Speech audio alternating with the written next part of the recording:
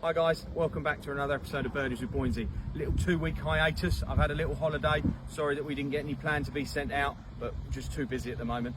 Right, I've had a request from Cameron, who comes to the junior sessions here.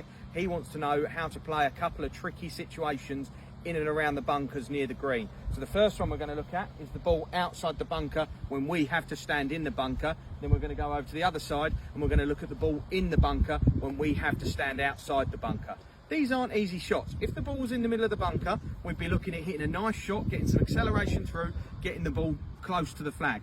With this tricky lie, this tricky stance, I'm just going to be more focused on striking the ball, getting it moving towards the flag, centre of the green. Not always necessarily the flag, but in this situation we're going to be looking at it. If I can get this ball landing near the front of the green and just releasing with the ball above my stance. So, is this going to be an easy shot?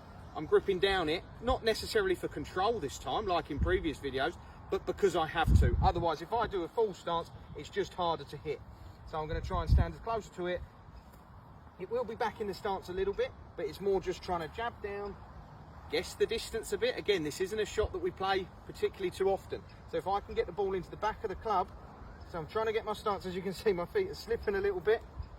Thanks for this, by the way, Cameron. Nice, easy one again.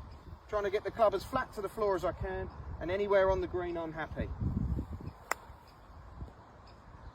Oh, came out quite nicely actually. Could have done with hitting it a little bit harder, but from this situation, really happy with the strike and really happy with the fact that I'll have a putt after the chip. Right, let's go over the other side. Right, so this is the best example of this I can find, Cameron. I know the videos you sent me, you're in a bit more of a tricky situation than I am here, but I'm still going to have to stand outside the bunker. There's no way I could get my foot in there and play the shot. Sometimes it might be even deeper. We might need to be down on our hands and knees to play it. Don't think so on this occasion. But the most important thing here is the strike. It's going to be ever so easy to hit only the golf ball and no sand. Again, I'm taking the flag out of play. If this ball finishes on the green, I'm delighted. A little bit unlucky it hasn't rolled back into the middle of the bunker, but it's a tricky situation we find ourselves in. So opposite here, I'm going to be gripping higher up the club. Won't give me as much control. Try and get my base, and I've got to make sure I keep my angles and drive down into that sand. Don't extend my knees, don't bring myself up and just come and hit the top of the ball. Again, aiming a little bit further left with the ball below my feet, hoping you can see the result of the previous shot. If I get it anywhere near that, I'll be delighted.